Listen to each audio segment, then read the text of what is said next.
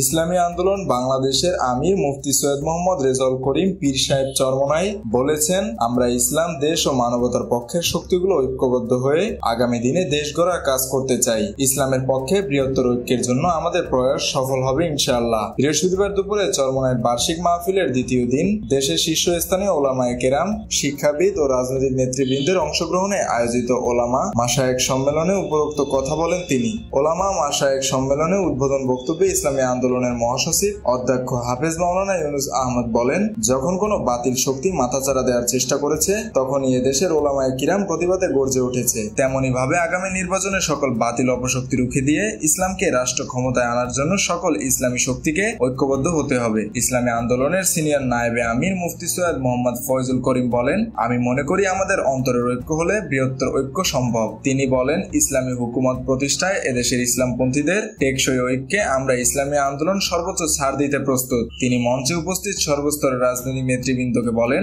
যাই হোক না কেন আমরা কেউ আলাদা হব না, তাহলেই ইসলামকে রাষ্ট্র ক্ষমতায় আনা সম্ভব। খেলাফত মজলিসের আমির আল্লামা মামুনুল হক তার বক্তব্যে বলেন, আজকে বাংলাদেশের ওলামায়ে কেরামের হাতে অনেক বড় সুযোগ এসেছে। আমরা যদি এ সুযোগে ইসলামকে বিজয় করতে না পারি তবে আগামী দিনে এই জাতি আমাদের ক্ষমা করবে না। তিনি বলেন, আজকের বাংলাদেশের সর্বস্তরের মানুষের জাতীয় চাহিদা হলো ইসলামপন্থীরা এগিয়ে আসুক। আমরা সেই লক্ষ্যে কাজ করে যাচ্ছি আলহামদুলিল্লাহ।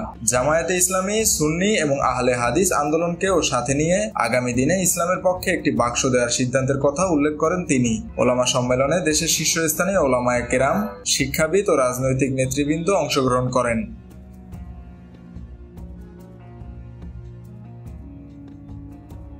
মেহেদী হাসান বাপ্পি, খুলনা গেজেট।